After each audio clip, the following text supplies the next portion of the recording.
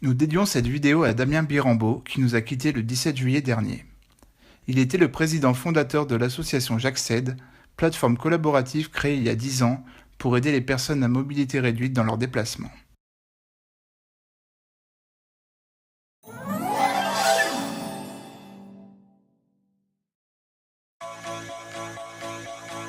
Notre séjour à Budapest a été la dernière étape d'un périple en Europe de l'Est. Nous avons commencé par visiter la magnifique ville de Prague, dans laquelle nos déambulations en fauteuil n'ont pas été de tout repos en raison des nombreux pavés. Mais la fantastique architecture des lieux nous a fait oublier cela très rapidement. Direction l'Autriche ensuite, dans un train très confortable avec de grands WC adaptés. Nous rêvons du jour où les trains français auront les mêmes. Vienne est une ville très agréable dont la voirie et les transports permettent de se déplacer facilement.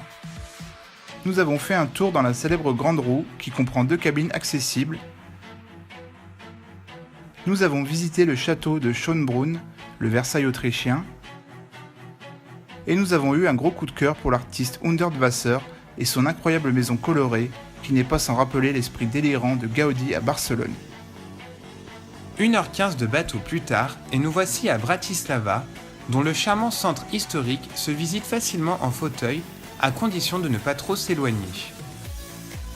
Nous avons adoré l'église bleue qui semble sortie tout droit d'un conte de fées, ainsi que les halouchki, plats typiques de la Slovaquie.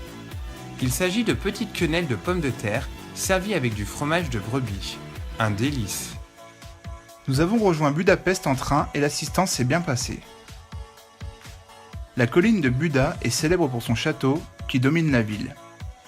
Un funiculaire accessible en fauteuil permet de rejoindre le palais royal. Un peu plus loin, le bastion des pêcheurs offre un joli panorama sur Pest dont le Parlement est le site emblématique. Il est fortement recommandé de s'émerveiller devant, de jour comme de nuit. Le revêtement des trottoirs est plat et régulier la plupart du temps, mais ils ne sont pas toujours abaissés selon les quartiers. Les établissements ont souvent une marche à l'entrée, à l'image de l'office de tourisme qui n'est pas accessible.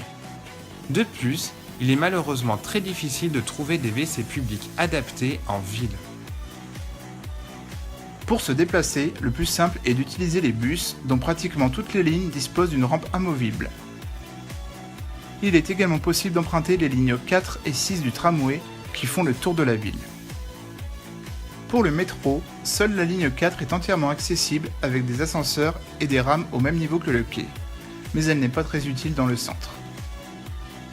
Côté gastronomie, on peut se laisser tenter par le classique goulash, mais aussi goûter à d'autres saveurs, comme dans le quartier juif. On trouve dans ce dernier les ruin pubs, des bars qui ont été aménagés dans d'anciens immeubles tombés en ruine. Ces lieux alternatifs nous ont énormément rappelé le Berlin que nous aimons tant. Enfin, Budapest est réputée mondialement pour ses thermes. Nous avons testé les célèbres bains Széchenyi qui sont entièrement accessibles avec vestiaire, douche, WC, élévateur et même un appareil de mise à l'eau. Nous avons aimé toutes les villes de notre périple, mais c'est Budapest que nous avions le plus envie de mettre en avant dans cette vidéo. C'est une destination encore trop peu connue qui mérite vraiment le voyage. Pour plus de détails sur notre circuit en Europe de l'Est, retrouvez les descriptifs complets de Prague, Vienne, Bratislava et Budapest, ainsi que des liens utiles sur notre site internet Andilol à la rubrique Voyage. Vous pouvez également nous suivre sur Facebook et sur Twitter. À bientôt.